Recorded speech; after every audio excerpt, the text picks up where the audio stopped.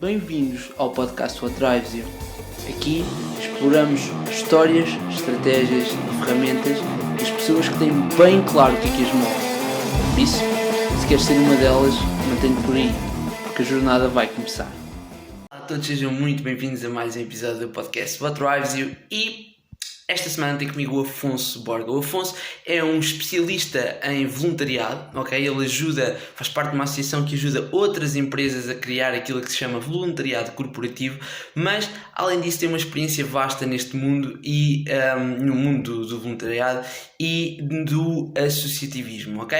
Ao longo da nossa conversa falamos um bocadinho sobre o percurso que ele teve, como é que ele desde muito cedo começou a praticar voluntariado, há algumas áreas do voluntariado que passam ao lado de muitas pessoas e ainda alguns mitos sobre esta questão. Eu espero que vocês gostem desta entrevista. Antes de irem, uma grande saudação aos nossos 3 patrocinadores, à Academia do Sim, uma empresa de formação e coaching que faz formação dentro da área comportamental para empresas, ao projeto Geração S+, um projeto que tem como objetivo dar um estilo de vida mais saudável aos jovens, e ao Resves Cowork, um espaço de coworking em Campo de Ourique com um ambiente incrível. Portanto, obrigado a eles, obrigado ao Zé Cigana pela música de entrada, obrigado a vocês por estarem deste lado e fiquem com o Afonso Borga. Olá a todos, sejam muito bem-vindos a mais um episódio do podcast What Drives You e esta semana tenho o prazer de ter comigo o Afonso Borga. Afonso, muito obrigado por teres aceito o meu convite, é um prazer enorme poder entrevistar-te. E nós aqui no podcast, a nossa primeira questão é sempre uma questão que não tem nada a ver com o tópico principal do nosso entrevistado. Ou seja, claro que eu vou ter de falar contigo sobre o voluntariado, sobre a parte da sustentabilidade, que são duas coisas que te caracterizam, mas a minha primeira pergunta é, tu tens uma foto no teu Instagram onde aparece a tocar guitarra, e muito bem, com uma descrição do Chico Buarque, que diz, eu danço samba e amo até mais tarde e tenho muito sono de manhã. E ia começar por te perguntar se tu gostas de música brasileira. Olha, antes de mais também obrigado, João, aqui pelo convite, pelo desafio também. Tenho acompanhado muito o vosso percurso também, o teu percurso, e tem sido muito bom. E aqui já deu para perceber que fizeste uma boa pesquisa também. Sim, olha, por acaso tocas num ponto muito interessante. O Brasil é um país que me diz muito também. Eu fiz o meu estágio de final de licenciatura, portanto, os últimos 4 meses do meu estágio de serviço social foi no Brasil. E de facto foi uma oportunidade incrível de poder emergir a fundo na realidade social do Brasil e conhecer um pouco melhor o Brasil. E claro que inerentemente a própria paixão e a forma de viver do povo brasileiro é impossível de não ficar também contagiado, e claro que a música brasileira fazia parte do dia-a-dia de qualquer altura. Eu já gostava de música brasileira, e até porque também sou músico desde os 6 anos e portanto sempre tive aqui muito esta veia musical. Mas a música brasileira de facto é algo que, de uma forma alegre e muitas vezes até sem nos apercebermos, eles conseguem passar mensagens muito interessantes, e essa música, esse exemplo do Chico Buarque é uma delas, é um desses bons exemplos. Sem dúvida. E antes de irmos, eu gostava muito de passar pelo teu percurso, porque há pessoas que até podem conhecer. Eu sei que, por exemplo, eu sabia que tu tinhas estado no Brasil, também estiveste na Grécia, em São Tomé, se não me engano, e quero depois passar por isso tudo, porque para as pessoas que não sabem, o Afonso, como eu já disse na introdução, tem como área de expertise a parte do voluntariado e a parte da sustentabilidade. É um nome chique. É um nome chique, não é? E da sustentabilidade. E ainda cronista, e eu quero muito, ou seja, se calhar há pessoas que podem não te associar, mas a crónica do ser voluntário do público és tu que escreves, e também vamos lá. Mas normalmente eu gosto sempre de passar um bocadinho pelo percurso da pessoa até chegar onde estamos hoje, ok? E eu ia te perguntar, esta área da sustentabilidade, da voluntariado, é uma coisa que vem contigo desde novo ou foi uma coisa que foste descobrindo? Olha, João, eu acho que eu costumo dizer que vem desde novo, sim, porque eu cresci numa aldeia, digamos, que se chama Pedrógão, não o Pedrógão, este último Pedrógão tem sido muito falado pela questão dos incêndios de 2017, mas também um Pedrógão Torres Novas, portanto, junto à Serra, portanto, uma comunidade também muito próxima, e o facto de também crescer assim numa aldeia em que o meu centro de infância, o meu jardim de infância era ao lado do lar de idosos, por exemplo, e logo isso permite-nos logo uma grande ligação à comunidade, uma grande ligação aos outros e uma abertura muito maior para aquilo que deve ser uma vida em comunidade e uma vida em conjunto com os outros. E, portanto, desde pequeno, desde cedo, que eu fui habituado a fazer visitas regulares aos lares de idosos, a envolver-me em ações de apoio à comunidade. Comecei também, como tinha dito, aos 6 anos na banda filarmónica, que foi logo também uma forma de eu, desde cedo, aprender a dar o meu tempo e a dar as minhas competências à minha comunidade através da arte e através da música. Portanto, eu acredito que sim, que foi uma coisa que já vem comigo desde muito, muito novo. E daí, por exemplo, até depois de ter ido para o curso de serviço social foi um passo muito natural. Portanto, eu acho que foi uma coisa que sempre surgiu desde muito cedo. Ok. Normalmente quando eu tenho aqui um convidado, aquilo que eu tento. Há 2 períodos que eu gosto às vezes de focar, principalmente o período do secundário e o período da faculdade, porque há muitos jovens que ouvem este podcast cuja faixa etária é essa, e acredito sempre que há sempre, a maior parte dos convidados tem sempre alguma lição que podem partilhar desse período, que pode ajudar a malta que nos ouve dessa idade. Então ia-te perguntar, imagina, eu sei que tu foste passar para a ação social, mas ia-te perguntar, como é que, imagina, no teu secundário, tu tinhas claro que era isso que querias, tiveste alguma dúvida durante o percurso? Fala-me um bocadinho da tua experiência no Sim. secundário. Tive muitas dúvidas, até porque, curiosamente, eu nem sabia sequer que havia o curso de Serviço Social. Portanto, só descobri o curso de Serviço Social no 12º ano. Não sabia que havia um curso em que, de facto, tu podias profissionalizar para a área da parte da intervenção social. Então, eu sabia que existia Sociologia, sabia que existia Psicologia, e sabia que a minha área era nesta, portanto, na área das humanidades, portanto, nesta área ligado muito de contacto também, de intervir na realidade social. Eu sinto muito que tenho uma vocação também, ou teria uma vocação para a área da medicina e, portanto, esta parte da medicina sempre foi algo que esteve muito presente em mim, mas depois sabia que isto eventualmente é uma questão do próprio sistema de ensino, na forma como está formulado, que não nos basta ter uma grande vocação, pelo menos neste caso da medicina, infelizmente não nos basta ter uma grande vocação, é preciso depois também ter a componente das notas, e eu sabia que não iria nunca ter uma média superior a 18, ainda para mais com cadeiras como biologia, como fisicoquímica, como a matemática, que nunca foram muito bem as minhas áreas de preferência. Sempre fui uma pessoa mais com uma vocação logo muito evidente nesta parte do apoio social. E, portanto, como medicina, eu sabia que. E aqui não é uma questão de não sequer. Nem sequer, porque as pessoas às vezes pensam, olha, mas nem sequer tentaste, nem sequer. Sim, então devia ter tentado, mas sabia que iria ser muito complicado, até porque também nunca fui um aluno muito. Sempre fui um bom aluno, mas que nunca se dedicou muito tempo ao estudo, sempre me envolvi em mil e uma coisas e a escola às vezes ia ficando como um hobby, não é? E às vezes isto não deve ser assim, mas era a minha forma de sentir o sistema de ensino. Mas, portanto, eu sabia que a minha área iria estar aqui nas humanidades, não sabia bem qual é que era o percurso em específico, mas foi um caminho que depois fui fazendo e depois descobri o curso de Serviço Social numa palestra que fizeram na escola, daí eu achar tão importante haver esta sensibilização sobre o ensino superior e sobre os caminhos a seguir. Portanto, foi aí que eu descobri o Serviço Social depois. Ok, deixa-me fazer-te uma pergunta, que é, eu gostei dessa perspectiva de quase que a escola acaba por ser um hobby porque te envolvias em uma série de atividades. Fala-nos algumas das atividades que tu te envolveste durante o teu período de secundário.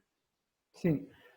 Olha, uma das atividades foi já muito ligada a esta parte do voluntariado, ou seja, eu era voluntário, portanto, ao longo do secundário, quando fui para, ou seja, estudar depois para o secundário para Torres Novas, fui voluntário quer no lar de idosos, quer na Caritas, portanto, acabei por ser também, por ocupar muito esta parte do voluntariado e sabia e gostava bastante, sentia que eram momentos em que, de facto, eu tinha ali um propósito, que é, às vezes, coisas que nos faltam no sistema de ensino, é haver ali, de facto, um propósito em que nós nos sentimos ligados e, portanto, esta parte do voluntariado sempre esteve muito presente. Mas desde depois eu comecei também a ser locutor de rádio num programa da rádio local, ainda no ensino secundário, portanto percebi que esta frente da comunicação também era algo que me apaixonava e, portanto, fui locutor através de um programa ligado à escola, não é? Portanto, eu tinha que haver aqui uma ligação, um programa de rádio escolar na rádio local de Torres Novas. Depois também criei com um grupo de amigos um programa que era o Pro Estudante, que era um programa que era de... que agora os manuais escolares, na maioria das escolas, já ficam de anos para anos. Portanto, estou no 9º ano e posso deixar lá o meu manual para que outros alunos depois possam usar aquele manual. Não é só o mais sustentável, mas também a nível económico, muitas vezes é uma boa ajuda e, portanto, eu criei com um grupo de amigos este programa que permitisse às escolas, em Torres Novas, não é? Portanto, aqui neste contexto, fazerem este programa dos alunos poderem deixar os livros para outros alunos e depois também um programa de explicações, de mentoria, que pudéssemos também criar aqui uma rede de suporte entre todos que nos pudéssemos ajudar. Portanto, Sempre tentei aqui criar sempre projetos e envolver e concursos escolares que existiam. Na altura havia o Parlamento dos Jovens, havia um concurso de oratória, havia, sei lá, tudo que era concurso eu tentava pegar algum professor em que pudesse orientar, não é? Porque tens de ter sempre uma figura de um professor, e sempre andei sempre aí à caça de coisas para tentar envolver-me, porque sentia que, ou seja, sempre senti desde cedo que, ou seja, não basta apenas estar aquelas horas sentado naquela aula a absorver um conjunto de matéria, eu tenho que fazer coisas também e tenho que as aplicar de uma forma ou de outra. Claro. E isso, se calhar, foi de uma forma muito inconsciente que eu fui fazendo isso e tentando aplicar esses conhecimentos. Claro. E já agora, deixa-me só perceber uma coisa, que é, por exemplo, tu acreditas que, porque não és a primeira pessoa de todo que eu falo, e mesmo aqui no podcast, que fala da questão de voluntariado durante essa altura, ok, da altura do secundário, tu achas que fazer voluntariado sendo ou seja, se um aluno do secundário fizer voluntariado enquanto está a estudar, achas que isso é uma experiência benéfica? E se sim, porquê? Sim, eu acho que é uma experiência benéfica, eu diria eventualmente por duas questões. A primeira, porque efetivamente acabas por ter uma maior percepção da realidade social que está à tua volta, portanto, um maior conhecimento do mundo que está à tua volta, e ficas uma pessoa muito mais desperta para outra realidade, porque acabas por ter contacto com diversas realidades, com diversas formas de trabalhar, com diversas instituições.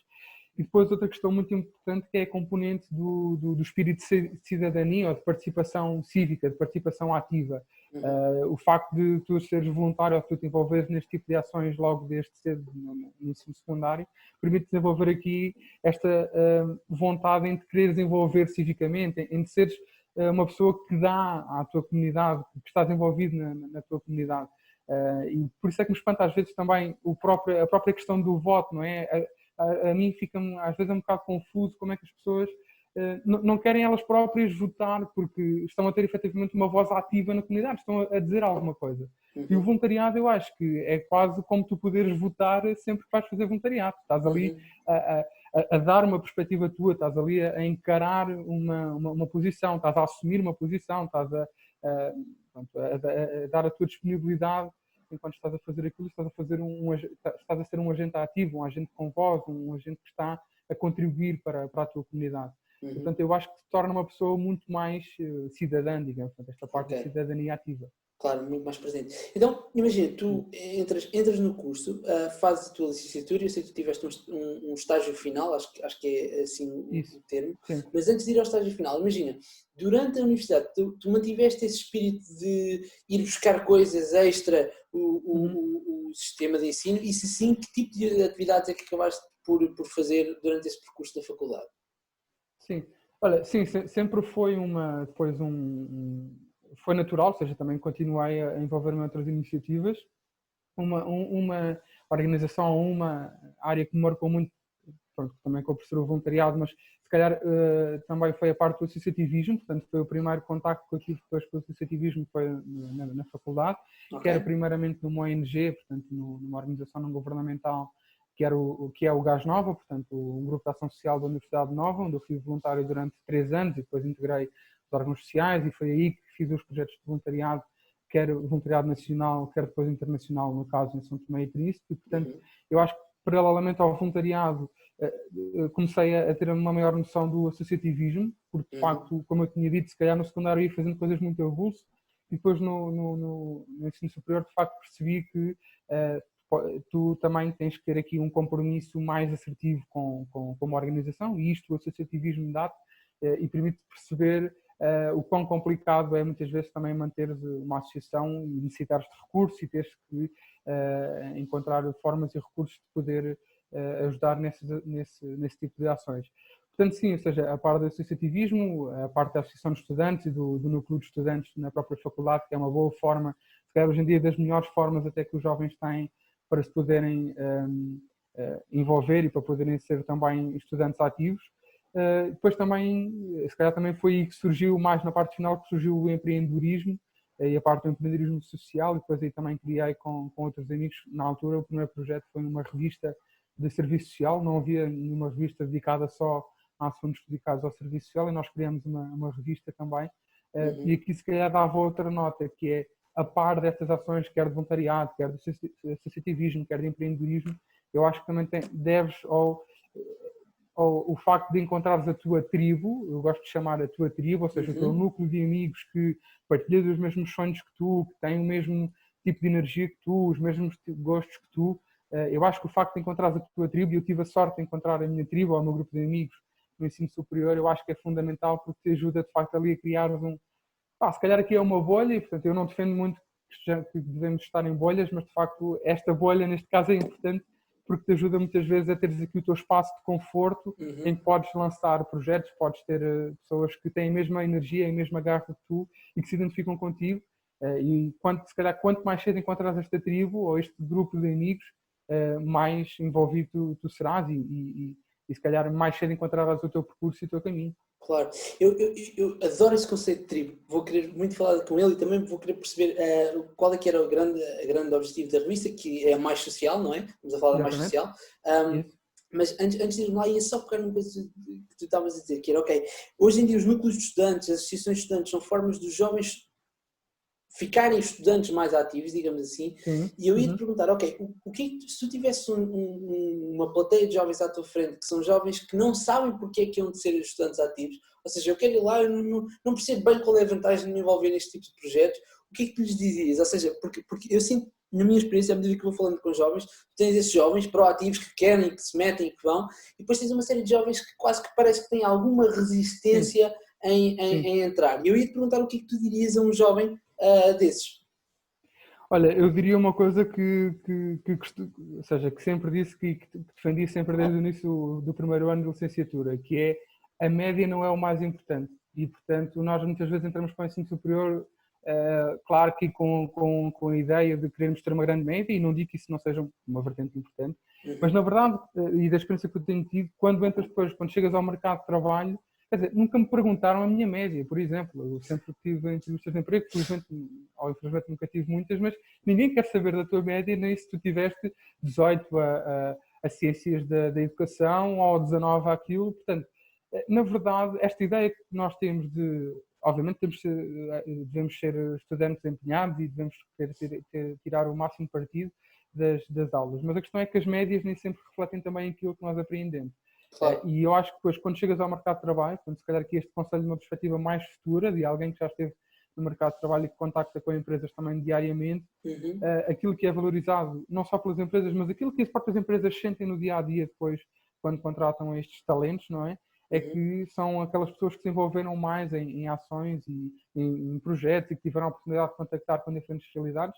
São essas pessoas que acabam por também ter maior desenvolvimento, portanto, acabam por ser também profissionais mais concretizados. Pronto. Claro. Eu acho que esse era um dos desafios, uma das dicas.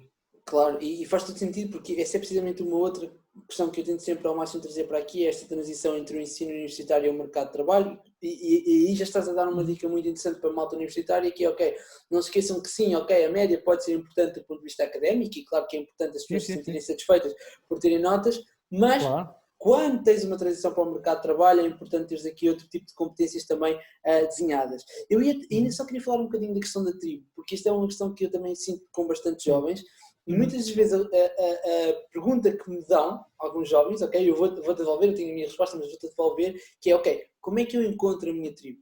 Eu até quero encontrar, ok, eu até sinto que, mas não me identifico, como é que eu faço isso? O que é que tu responderias a um jovem que pergunta como é que encontra a sua tribo? Boa.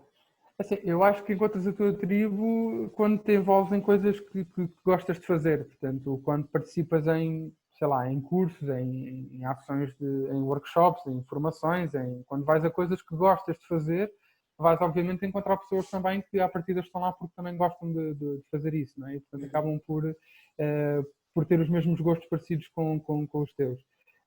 E eu acho que é um bocado isto, ou seja, se tu tens uma ideia, se tu, eventualmente, por exemplo, na parte de música clássica, eventualmente, se és uma pessoa que gostas de música clássica, ou seja, convém também que, desde cedo, procures, sei lá, concertos de música clássica, workshops de música clássica, conferências sobre música clássica, e ao estares envolvido nesse tipo de ações, vais encontrar inerentemente pessoas que também têm os mesmos gostos que tu, não é? Portanto, identificar Exato, identificar Isso, quais são as áreas de interesse, perceber exatamente. que eventos ou que organizações é que há à volta e estar o mais presente. Uhum. Ok, é Sim, muito no meu parecido. caso, o meu exemplo, por exemplo, é a minha tribo, digamos, eu grande parte dela encontrei-a, digamos, nesta ONG, no Gás Nova, portanto, Uhum. porque foi, ou seja, é um grupo onde estão pessoas também que pensam como eu e que têm os mesmos ideais e sonhos que eu, e portanto Uhum. é normal que assim seja. Não é? Ok, vamos falar um bocadinho sobre isso e eu também queria falar um bocadinho sobre o mais social, antes Uhum. depois de irmos a dois outros projetos que tens mais recentes, mas Sim. antes de ir, o Gás Nova eu percebi que teve um grande impacto em ti, quero falar da tua Uhum. experiência aí, mas queria só dirigir-me à mais social e tinha só uma pergunta que é, o que é que vos levou a criar uma revista dentro dessa área? Olha, eu acho que foi uma questão muito importante que eu também tento passar, que é, foi a oportunidade de errar. Eu acho que nós termos espaços em que podemos errar, ainda protegidos, porque este foi um projeto, é um projeto que é protegido porque está dentro de uma faculdade, dentro de um núcleo, portanto tem ali uma série de professores a supervisionar. É a oportunidade para nós, neste caso, obviamente que são pessoas que gostam da parte de investigação, ou pessoas que gostam depois de escrever sobre as suas experiências, neste caso de terreno, a nível de estágios na área de serviço social ou voluntariado. Mas é uma oportunidade que nós criarmos ali de um espaço de quase aqui como um laboratório, não é? Portanto, um Uhum. tubo de ensaios em que podemos fazer investigação, podemos escrever artigos, podemos fazer entrevistas àquela pessoa do serviço social que sempre quisemos falar, e temos ali um espaço em que podemos ter essa oportunidade para publicar e outras pessoas poderem ler, Uhum. mas também irmos testando, irmos errando, irmos dando os nossos tropeções antes de entrarmos efetivamente No mercado de no trabalho. mercado de trabalho ou numa coisa mais a sério. Porque enquanto temos estes espaços protegidos, Uhum. como são os projetos nas áreas, neste caso dentro da faculdade, eu acho que é Uhum. uma boa oportunidade para nós irmos errando. Vamos sempre Diz- errar, claro, mas é uma oportunidade de irmos errando mais cedo. Não é? Quanto mais Claro, cedo erramos, mais rápido mais... aprendemos. Exatamente, isso mesmo. E diz-me uma coisa, por exemplo, esse tipo de pensamento era um pensamento que tu já tinhas consciente quando estavas a formar a revista ou é uma coisa que agora olhas para trás e percebes isso? E se já tinhas consciente disso de que, ok, vou experimentar errar, de onde é que veio essa capacidade de perceber, ok, quanto mais cedo eu errar, mais depressa eu aprendo? Eu acho que agora, olhando para trás, percebo que agora com outro tipo de maturidade, mas logo na altura nós já percebíamos que era uma oportunidade, porque lá está, neste caso a tribo ou este grupo de amigos que se juntou para criar este projeto, eram pessoas que lá está, tinham este gosto da comunicação e este gosto para escrever e para relatar aquilo que tinham experienciado no terreno.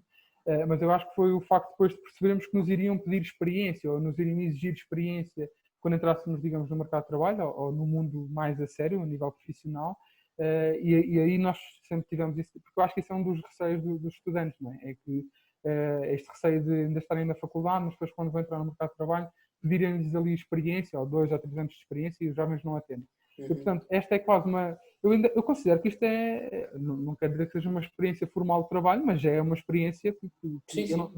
não teria qualquer tipo de receio de sair da faculdade, ir a uma entrevista de emprego e sempre dissem, pois, mas o senhor não tem 2 anos de experiência neste cargo. Eu dizia, é verdade, mas tenho 2 anos de experiência neste projeto, neste e neste, portanto, se calhar Uhum. isto vale alguma coisa, não é? Uhum. E já era um argumento que nós poderíamos ter, porque sentimos que isto seria necessário. Claro. Ok, então vamos falar um bocadinho da Gás Nova. Como é que aparece esse projeto na tua vida? Sim, é um projeto que surge porque está ligado ao voluntariado internacional, porque era um sonho que eu tinha de fazer, acho que é um sonho muito comum a muitos jovens, que é esta questão de fazer voluntariado internacional. No meu caso, eu já tinha uma grande experiência de voluntariado local, voluntariado nacional, e portanto queria ter uma experiência fora das fronteiras. E portanto, desde cedo que fui, ou seja, quando vim para Lisboa, quando vim estudar para Lisboa, sabia que iria ter a oportunidade de contactar com associações e com organizações que tinham estes projetos de voluntariado internacional. E Uhum. uma das organizações que eu pesquisei foi o Gás Nova, e portanto fui a Uhum. uma sessão de apresentação que há sempre em outubro, novembro, portanto há sempre este tipo de sessões de apresentação, e Uhum. fui a uma sessão de apresentação e percebi que eles desenvolviam programas de voluntariado internacional. Depois a verdade é que à medida que fui estando no Gás Nova fui percebendo que isto era mais do que voluntariado internacional e que se calhar o mais importante nem era o voluntariado internacional ou os projetos de voluntariado internacional, mas sim todo o ano que nós temos de formação, de angariação de fundos e de sensibilização para estes temas de voluntariado, desenvolvimento, empreendedorismo que vamos tendo ao longo do ano, que nos Uhum. permitem preparar para estes projetos de verão, basicamente. Ok. Eu ia te perguntar sobre a questão do voluntariado internacional, mas queria fazer-te uma outra questão antes, que é, imagina, normalmente quando eu tenho aqui convidados que têm essa experiência de estar X anos ou numa associação, ou numa Uhum. ONG, ou mesmo numa associação de estudantes, ok, se tu tivesse de resumir o teu período na Gás Nova, com tipo, todo o tempo que lá tivesse de resumir assim, duas lições, as duas grandes lições do período todo que passaste lá, quais é que eram e porquê? Certo. Olha, a primeira lição é que colaboração é a chave. Portanto, esta questão de nós termos de colaborar, eu acho que, eu costumo dizer que em Portugal colaborar não é uma opção, colaborar é uma obrigatoriedade, na verdade, Uhum, porque nós temos um país tão pequeno, uma realidade tão pequena, com tantas organizações, que de facto nós temos que colaborar, porque para uma otimização de recursos, para claro. uma maximização do impacto, nós temos que colaborar. E de Uhum, facto nós no Gás Nova temos muito esta visão de colaboração, de parceria com outras organizações, de se vamos implementar ou queremos desenvolver um projeto, não vamos fazer sozinhos, portanto uhum, vamos fazer com outras organizações, vamos perceber o que é que outras organizações estão a fazer, porque às vezes há um bocado aquela ideia em Portugal dos quintaizinhos, não é? Cada um tem o seu quintal, cada um tem a sua área, portanto nós estamos aqui a trabalhar e nós não queremos, esta área é nossa, não queremos que ninguém trabalhe aqui. E porquê, não é? Porque não juntarmos e porque não haver fusões de organizações, porque não haver ligações, enfim. E, portanto, eu acho que esta questão é muito pertinente, que no Gás Nova temos muito, que é o trabalhar sempre em rede e sempre em colaboração. uhum, E depois a outra grande lição está relacionada com a parte da angariação de fundos, que é, nós para fazermos os projetos de verão de voluntariado internacional, uhum, nós temos de angariar fundos, porque nós claro. não temos propriamente financiamentos, pronto, não temos serviços que nos permitam ter todos os anos lucros e, portanto, temos que encontrar formas de angariar fundos. E, portanto, esta questão de, ok, se nós queremos isto, temos que ir à luta por isto e temos que ir encontrar formas de angariar fundos. Eu acho que é um grande exercício que eu aprendi a fazer logo desde os meus 17, 18 anos, ainda que sempre tive felizmente tive este tipo de educação de, o pai quer uma bicicleta, o pai quer um jogo da PlayStation, olha, tens que fazer alguma coisa por isso, não, ou seja, Claro. não, as coisas não são assim dadas, mas neste caso, quando estamos a falar em objetivos e quando estamos a falar de sonhos, quando falamos em sonhos, estamos a falar muito, é um tema muito delicado, porque são ideais que cada um de nós tem, são perspectivas e metas que cada um de nós tem, portanto, é muito delicado quando estamos a falar em sonhos de pessoas, mas na verdade, quando temos um sonho, temos que fazer por ele e, portanto, temos que ir procurar formas de, neste caso, angariar fundos para fazermos os projetos de verão, para comprar Uhum, os voos e para, enfim, para garantirmos a alimentação no terreno, pronto. uhum, E, de facto, esta questão foi muito importante e hoje em dia, quando eu quero fazer um projeto, ok, sei que se precisar de um fundo, precisar de financiamento, tenho que ir procurar uma forma de angariar dinheiro, nem que seja ir todos os dias vender bolos à porta, não é? Portanto, pôr aqui um uhum. cartaz a dizer vende-se bolo e eu ponho uma fatia, 1 euro por dia, pá, se eu fizer 10 euros por dia, no final do ano já é algum dinheiro. E, Claro. portanto, temos que começar de alguma forma, basicamente. Ok. Tens alguma história ou peripécia que tenha acontecido, assim, que destaques nessa questão da angariação de fundos? Sim. Pá, tenho imensas histórias. Eu acho que uma história muito engraçada está relacionada com os Santos Populares, Uhum. que nós fazíamos, infelizmente, como está este ano, Não esta vai situação da haver. pandemia não permitiu, não é? Mas Uhum. nós, não permitiu nem permite, mas nós fazíamos sempre nos Santos Populares, tínhamos sempre uma banquinha, portanto, em que vendíamos bifanas, vendíamos cerveja, enfim, para fazer, e fazia-se de facto, e faz muito dinheiro, porque há Uhum. imensa gente. Pá, e Claro. eu lembro-me, eram sempre eventos muito cansativos, porque nós estávamos desde as 8 da manhã de um dia até às 8 da manhã do outro, desde preparares a barraquinha, desde montares tudo, fazeres a comida, venderes, arrumares tudo. Pá, e eu lembro-me de estarmos às 4 da manhã ainda, pá, já todos muito cansados, e então eu a fazer, isto agora para os vegetarianos não ouvem esta parte, mas eu fazer bifanas, na altura ainda nem fazíamos bifanas de seitã, agora por acaso o Gás Nova já faz, portanto, para ter aqui mais opções, e eu próprio já não consumo carne, mas adiante. Mas, ou seja, eu estava a grelhar bifanas e lembro-me de estar, ou seja, nós já não tínhamos luz, porque eram 4 da manhã e, portanto, já tinha sido, havia só a iluminação da rua, mas nós na nossa barraquinha já não tínhamos luz, porque o nosso gerador já tinha ido abaixo. Enfim, eu estava com portanto, o meu telemóvel, não é, com a lanterna, Ok. a grelhar a carne, portanto, eu abaixado, não sei se aquelas bifanas ficaram alguma coisa de jeito, na verdade, ou seja, e era às 4 da manhã, era eu com uma lanterna a apontar, era um amigo meu com outra lanterna, e diz, olha, eu acho que esta já Esta já está feita. Exatamente. E são coisas assim super. Às 4 da manhã que já estás muito, muito cansado, que já Claro. estás farto de estar ali, mas que na verdade tens que dar ali o litro, porque não acabou, portanto tens que resistir àquela saga das bifanas, basicamente.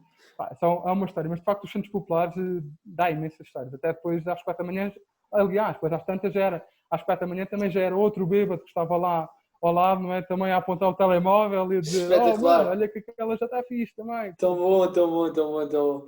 Ok. Ok, então deixa-me voltar aqui à questão do voluntariado e perguntar-te, em relação à tua experiência de voluntariado internacional, fala-me um bocadinho sobre isso. Como é que aparece? Como é que aparece? Já explicaste aqui a questão da Gás Nova, mas o que é que... Fala-me um bocadinho sobre essa experiência. Sim. Olha, um ponto prévio é que é importante se me esclarecer, é que nós no Gás Nova, porque é outra lição importante também relacionada com esta parte da colaboração, nós não desenvolvemos nem criamos projetos de raiz no terreno, porque sabemos que só vamos estar, neste caso, por exemplo, em São Tomé e Príncipe, como só vamos estar 2 meses, 3 meses, não é sequer sustentável, não é eticamente correto sequer criarmos ali um projeto de 3 meses e virmos embora. Isto não faz sentido na nossa intervenção e, portanto, aquilo que fazemos sempre é irmos integrar projetos de parceiros locais, portanto, parceiros, neste caso, são tomenses, e de organizações que já estão no terreno, e nós, naqueles 3 meses, vamos ajudar com o nosso conhecimento e com mais recursos humanos, digamos, ajudar aquela organização, e aquela organização sabe que naquele mês vai contar com o apoio de 3, 4 voluntários da organização. Mas, se calhar, aqui a principal lição está relacionada muito com esta questão do voluntariado internacional, que é o voluntariado enquanto plataforma de partilha e de entreajuda, não é? Porque às vezes temos aquela ilusão ou aquela missão romântica de que nós vamos para determinado local e vamos ajudar uma comunidade, vamos levar, enfim, o nosso conhecimento. Ok, que o vamos fazer, certo, mas a verdade é que também temos que estar abertos e dispostos para aprendermos e colaborarmos com os outros, com as outras pessoas que estão no terreno e que estão nas organizações. E eu acho que esta questão é muito importante quando nós estamos a desenvolver um determinado projeto, eu não estou a implementar nada, eu estou a colaborar para uma mudança naquele terreno, mas só estou a levar um pouco do meu conhecimento que depois será sempre partilhado com o outro e será sempre, aqui, se formos a imaginar aqui uma panela, não é? Portanto, estou a pôr um ingrediente, mas alguém terá que pôr outro ingrediente. As coisas nunca funcionam quando só temos uma pessoa a pôr um ingrediente na panela. Portanto, isto é muito bom fazermos, se calhar, uma sopa só com batata, mas ela será muito mais deliciosa e muito mais nutritiva, saudável e consistente se tu puseres uma cenoura, se outra pessoa puser uma cebola, se outra pessoa puser um tomate, e desta forma, sim, conseguimos ter uma sopa muito mais rica. Portanto, esta analogia da sopa foi um pouco, dá para caracterizar um pouco aquilo que nós vivemos no voluntariado internacional e no terreno, que é esta verdade que a colaboração só é feita ou deve ser feita de ambos os lados e não apenas de uma parte colaborativa. Ok. E imagina... respondi bem à pergunta. Depois sim, ou seja... aqui a cozinhar Não foi mal. Foi uma excelente. Eu ia te perguntar, eu gostava de perceber qual é que foi a tua experiência, ou seja, como é que tu foste, por onde é que foste, como é que correu. Sim, pois faltei essa parte, que era a parte também importante e mais interessante de se ouvir, na verdade. Sim, eu estive em São Tomé, antes de São Tomé tinha estado num projeto nacional cá em Portugal, portanto durante 2 meses também numa comunidade cigana, portanto eu vivi com uma comunidade cigana em Vendas Novas, não é Torres Novas, portanto eu sou Torres Novas e estar em Vendas Novas. Alentejo. Foi só por aí, exato, no Alentejo, uma experiência incrível de poder absorver-me e de estar imbuído numa comunidade que muitas vezes temos logo inúmeros preconceitos e estereotipos, mas porque nunca tivemos a oportunidade de viver e de estar com eles e nos sentarmos, digamos, à mesma mesa e discutirmos aí cara a cara, ainda que esta é uma comunidade muito específica também, uma comunidade muito aberta, portanto, para acolher estes voluntários. Não sei que não é uma comunidade muito comum, ou que não é uma comunidade que acaba por estar mais aberta, mais disponível, mas no caso de São Tomé foi um trabalho com jovens, portanto, do norte de São Tomé, na cidade de Neves, e tivemos muito a trabalhar também esta vertente do empreendedorismo e do associativismo. Ou seja, em São Tomé existem inúmeros problemas sociais, mas depois há um problema também que é dos próprios jovens se identificarem com esse problema e de se considerarem eles também agentes ativos e que devem ter responsabilidade sobre aquele problema. Okay. Portanto, o nosso trabalho foi muito este, trabalhar com os jovens, de percebermos, ok, se tens este problema aqui e se tu até tens vontade de criar uma associação ou de te envolveres de alguma forma, nós também darmos um pouco a nossa experiência e ajudarmos neste processo de olharem para o problema e conseguirem entre eles também criar respostas para desenvolverem soluções para este problema, basicamente. Eu acho que a chave está muito nesta resposta local. Diz-me uma coisa, consegues dar-me um exemplo de um problema que tu tenhas visto ou que tenham identificado lá e para o qual depois tentaram criar uma solução? Sim, um problema está relacionado com a questão da educação, portanto, a questão da iliteracia de muitos jovens ou muitas crianças que estão na escola, mas depois também como o próprio professor falta muitas vezes e depois o programa não é seguido daquela forma, e depois há interrupções muito grandes e, enfim, há imensas dificuldades a que haja, de facto, aqui um percurso normal do ensino. E, portanto, nós trabalhamos, neste caso específico, trabalhamos com alguns jovens de forma a eles conseguirem encontrar respostas para, através, lá está, destas redes de cooperação mútua, conseguirem, entre eles, também organizarem-se para criarem grupos de apoio, criarem grupos ou seja, no caso, eu se calhar tenho mais competências em matemática e sou mais velho do que tu e se calhar posso dar aqui alguma da minha experiência, um bocado aqui que nós temos os sistemas de explicações e de mentoria, foi criar um pouco também com eles e na realidade deles, para que eles conseguissem ter um pouco esta perspectiva também de cooperação e de apoio mútuo. Ok. Qual foi o teu momento favorito nessa experiência de voluntariado? Tens algum momento que destaques? Há vários, não é? Portanto, eu acho que o São Tomé é muito parecido com o Brasil na forma no contacto das pessoas, no contacto social, não é? Portanto, os São Tomenses também são pessoas muito alegres, são pessoas que gostam muito de estar em comunidade, gostam muito de estar uns com os outros e, portanto, eu acho que é super envolvente, portanto, são uma comunidade super envolvente. Se calhar eu acho que um dos momentos que eu gostei particularmente, se calhar foram um momento dividido em dois. Um momento que se passou lá e depois um que se passou cá. Ou seja, eu fui muito bem recebido por eles, pelos São Tomenses e pela comunidade que nos acolheu, foram incríveis. E é claro que nós também, eu sempre gostava um dia de poder retribuir esse acolhimento que recebi deles e ter esse acolhimento também cá em Portugal.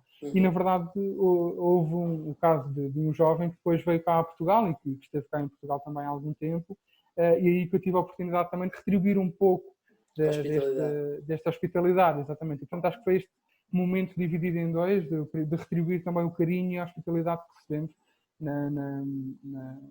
neste caso em São Tomé. Porque eu acho que o voluntariado também é muito isto, o voluntariado também é muito esta questão do acolhimento, da receptividade e, portanto, do carinho.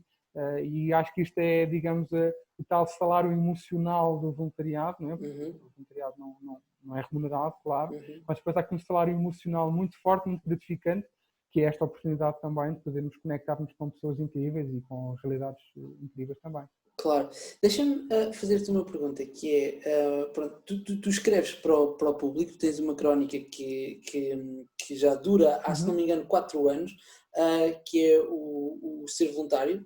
Não dura 4 anos, desculpa. Não dura 4 anos, dura cerca de 2 anos, eu já escrevo para o Exato, tu é que escreves para o público já há 4 anos. Inicialmente para o P3 também. Exatamente.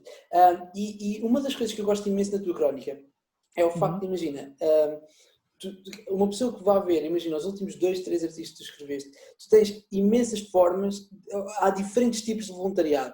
Ou seja, imagina, uma coisa que eu gostei muito foi, e por acaso eu vi o crescer desse projeto, agora a questão do Tech for Covid, o projeto do Student Keep. Exatamente, do Student Keep, e achei espetacular o facto de tu trazeres para o voluntariado uma perspectiva que muitas das vezes as pessoas não pensam, que é, ok, voluntariado não é só esta ideia de eu ir para um país de terceiro mundo ajudar, nós podemos fazer voluntariado de diferentes maneiras.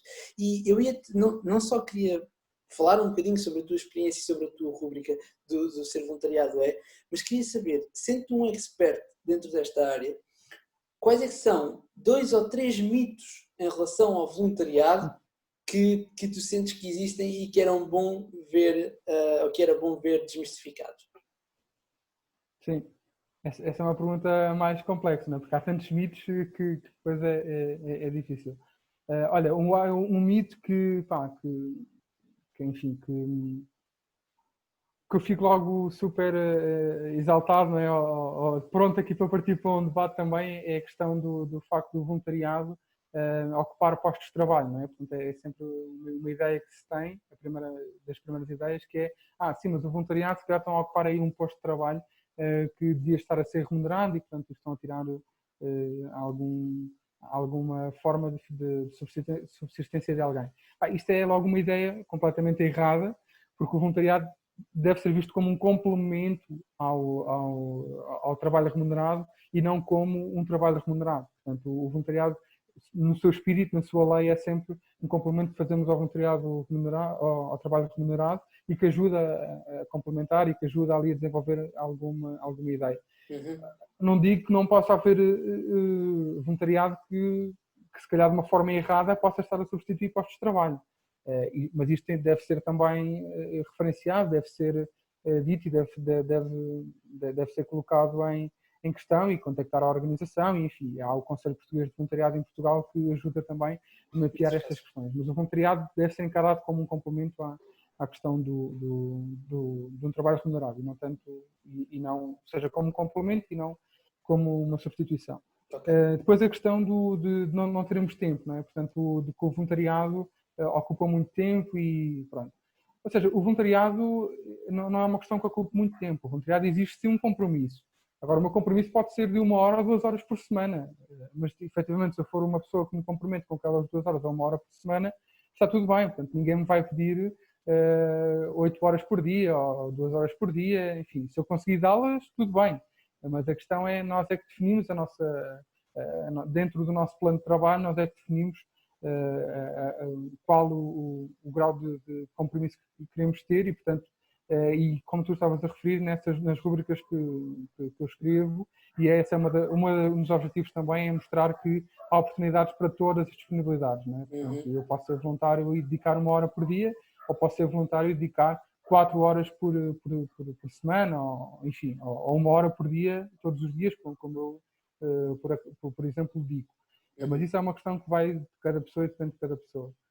E depois, se calhar, um outro mito, que se calhar agora a pandemia vem-nos um pouco mostrar isto, que é que nós temos que ter, ou seja, o voluntariado que tem que ser feito, só há voluntariado naquela área, ou só há voluntariado neste caso social, enfim. E de facto, há imensas oportunidades de voluntariado em diferentes áreas, portanto, para que, de facto, pessoas com diferentes perfis e competências possam atuar a diversas oportunidades de voluntariado. Portanto, tu falaste neste caso do voluntariado tecnológico, portanto, pessoas que têm imensas competências tecnológicas e que são programadoras, por exemplo, há oportunidades para essas pessoas. Pessoas que querem dedicar-se um tempo para apoiar uma causa animal, há voluntariado para essas pessoas. Enfim, pessoas que se querem dedicar à promoção, à proteção do ambiente, há voluntariado para essas pessoas. Portanto, há voluntariado nas mais diversas áreas, porque de facto o voluntariado é transversal à sociedade, não é? E, portanto, nós podemos dedicar, ou seja, aprofundar o voluntariado de acordo com as nossas competências e com a nossa área também. Ok. Tu falaste aí de uma, e fazendo aqui quase que uma transição em direção à sustentabilidade.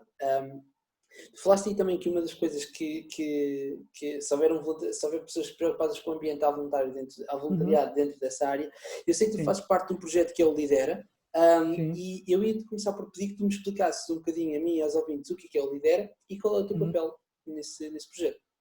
Sim. Olha, o Lidera acaba por surgir também mais recente no meu percurso, porque também, se calhar, devo confessar que este meu despertar para a parte da sustentabilidade ambiental também foi mais recente, depois ou seja, o meu próprio mestrado acabou por ir muito nessa vertente do desenvolvimento sustentável e nesta parte do ambiente, mas aquilo que de facto nós pretendemos no Lidera é conectar estes jovens líderes que já estão a ter papéis bastante importantes em diversas organizações, em diversas áreas, e conectá-los para criarmos aqui, digamos, um hub, criarmos um grupo que possa possa partilhar, que possa trocar ideias, que possa fortalecer, para que esta luta, que de facto é uma luta que todos travamos e que todos devemos considerar como uma luta, se calhar, da nossa geração, como uma batalha, digamos, desta década e desta geração, desta questão das alterações climáticas, que de facto é uma batalha que nos deve envolver a todos, e nós consideramos que o LIDER ajuda também a conectar estas pontes, desde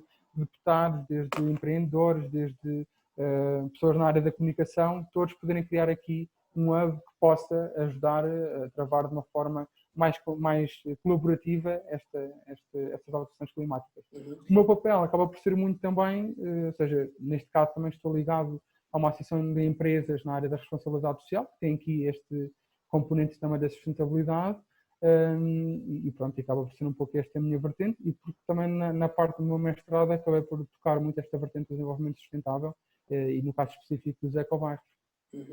Ok, então eu agora queria falar um bocadinho precisamente sobre isso, que é sobre a associação da qual tu fazes parte, a Grace, e eu pedi que tu explicasses um bocadinho o que é a Grace, qual é que é o vosso objetivo, qual é que é o vosso impacto, e qual é que é o teu papel também nessa associação. Ok. Olha, o Grace é uma associação de empresas, portanto, que foi fundada há 20 anos, portanto, faz este ano 20 anos, está aqui a entrar já nesta fase já mais de vida adulta. E foi fundado na altura por empresas americanas, uma McDonald's, IBM, que já eram empresas que a nível, até na América e nos Estados Unidos, já tinham esta componente da responsabilidade social muito, muito forte, e portanto quiseram começar em Portugal aqui uma rede de empresas também que se ligasse e que trabalhasse estes temas. E portanto neste momento o Grace é composto por cerca de 170 empresas, das mais variadas áreas, desde startups até multinacionais, e o objetivo é mesmo este, é que nós, através desta rede, consigamos construir aqui empresas mais responsáveis, empresas mais sustentáveis, que olhem para a comunidade não só numa ótica de negócio, mas também da responsabilidade que elas também têm, da sua licença para operar, não é? Porque hoje em dia cada empresa representa um impacto também na comunidade e, portanto, deve ter uma responsabilidade sobre essa comunidade e sobre a parte da sustentabilidade. Portanto, o que nós fazemos é apoiar estas empresas a desenvolverem estes caminhos, estas políticas de responsabilidade social. Okay. No meu caso em específico, eu sou responsável pela área do voluntariado corporativo, ou seja, o que fazemos é, nós temos um programa de voluntariado ao longo do ano, portanto, em que decorre sempre ao longo do ano, alinhado com os ODS, que são os Objetivos de Desenvolvimento Sustentável, e, portanto, aquilo que fazemos e incentivamos é as empresas a envolverem voluntários para apoiarem organizações de economia social. Portanto, são oportunidades de voluntariado corporativo. Ok. Eu ia, antes de irmos ao voluntariado corporativo e se conseguirmos também tocar um bocadinho nos ADS, o que é que são e porque é que é importante as pessoas perceberem. Era outra entrevista toda, não é? Mas ia-te só fazer uma pergunta, que é, ok, para as pessoas que nos estiverem a ouvir e não souberem o que é que tu entendes qual é que é a definição de responsabilidade social, de uma forma simples, consegues explicar qual é que é o conceito? De responsabilidade social? Sim. Sim. De uma forma simples, basicamente, é a empresa poder, digamos, reverter um pouco ou colmatar os impactos que tem na comunidade, quer sejam a nível social, quer sejam a nível ambiental. Portanto, aí é as empresas desenvolverem políticas e desenvolverem a longo prazo, ou o fim último até desenvolverem o seu próprio negócio, portanto que o seu próprio negócio não tenha impactos negativos, quer na sociedade, quer no ambiente, e portanto é que a empresa faça um caminho para cada vez mais ser sustentável e portanto não ter, dando-te um exemplo agora até recente, o caso de um hospital que a partir de hoje toda a energia que o hospital gasta é derivada de energia renovável. Portanto, numa altura em que os hospitais são responsáveis por cerca de 5% do consumo de energia, portanto, e da poluição que isso também acarreta, e é uma empresa trabalhar para que a sua fonte de energia seja toda renovável e, portanto, recorra 100% a energias renováveis. A nível mais social, porque nós também trabalhamos mais, se calhar, numa perspectiva a nível social. É, por exemplo, se calhar até de uma forma mais simples ou não, mais prática, é o caso de uma empresa que, a nível de informática, por exemplo, que todos os anos dá formação gratuita e capacita organizações sem fins lucrativos, organizações de economia social, na área de informática. Portanto, dá formação aos técnicos, aos colaboradores sobre informática, disponibiliza a nível pro bono site para essa organização, enfim, dá aqui parte dos seus recursos também para ajudar ao desenvolvimento de organizações sociais, e isto vai permitir que aquela organização social esteja cada vez mais capacitada também para dar o seu contributo da melhor forma. Ok. E em relação especificamente ao teu papel dentro da Grace, à questão do voluntariado corporativo, imagina, o que é que tu... alguém que, ou normalmente isto pode ser um preconceito meu que estou totalmente fora, ok? Mas eu acredito que se calhar a maior parte das pessoas não associa propriamente o conceito de voluntariado ao tipo de ideias que se praticam no voluntariado corporativo. Portanto, eu ia começar por te pedir que tu explicasses o que é este voluntariado corporativo e que criasse um bocadinho aqui esta ligação entre aquilo que é o mito, entre aspas, de ok, mas o voluntariado não é só ir não sei para onde, e a forma como, dentro das empresas, as vantagens que pode trazer esse voluntariado. Sim.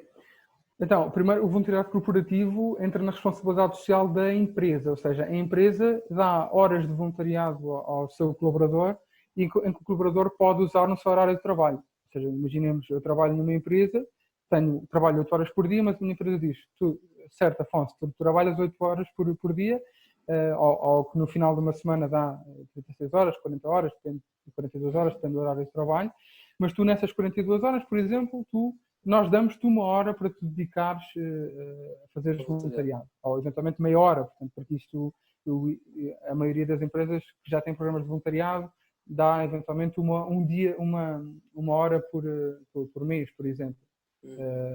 Mas isto depois depende das empresas, não é? Mas, ou seja, aquele colaborador sabe que tem aquelas horas que são justificadas em que pode desenvolver ações de voluntariado.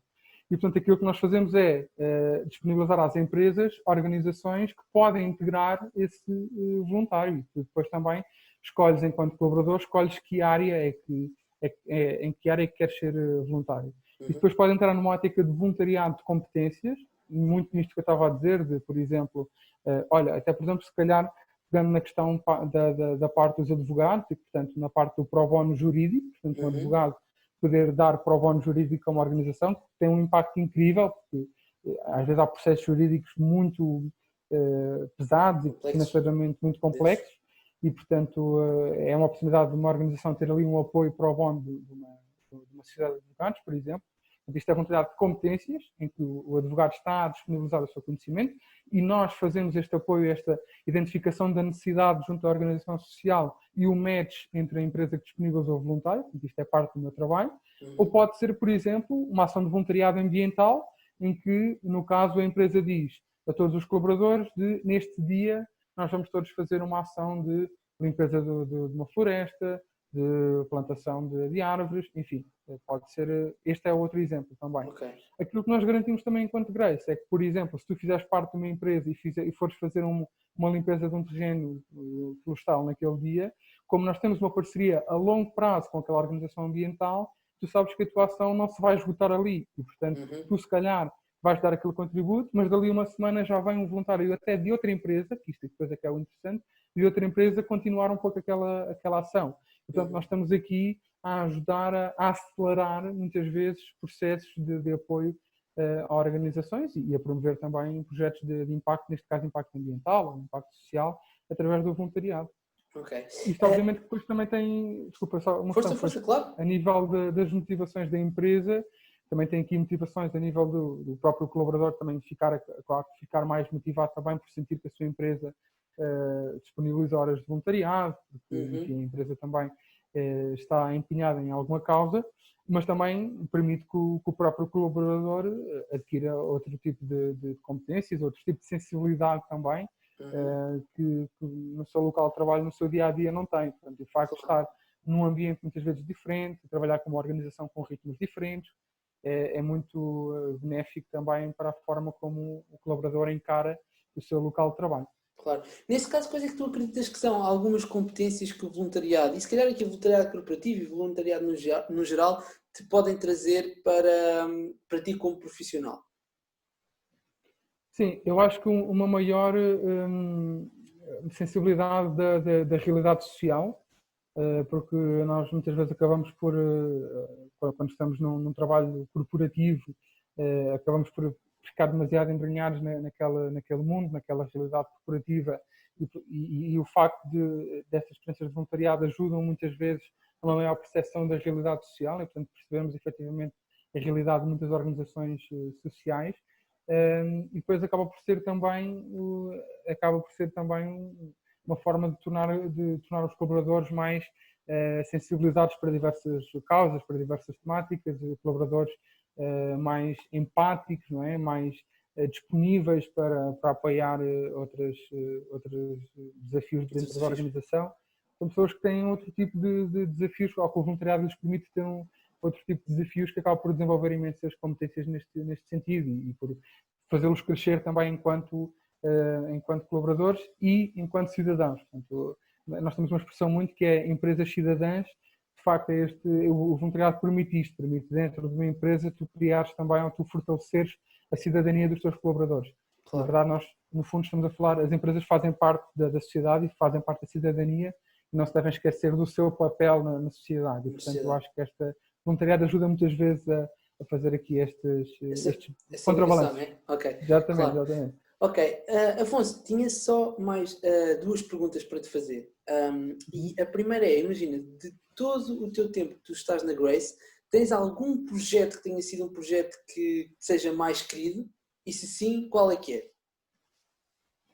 Sim, sim, tenho alguns projetos, se calhar vou falar de um específico, porque está muito ligado a esta parte da saúde e é uma parte, como eu disse, voltando ao início, portanto, fazendo um flashback, eu tinha esta veia de médico dentro de medicina. Mim. Exatamente, portanto, se calhar um projeto que eu destacaria bastante inspirador são os Palhaços do Hospital, que fazem um trabalho muito parecido com o Nariz Vermelho, mas de apoio a séniores.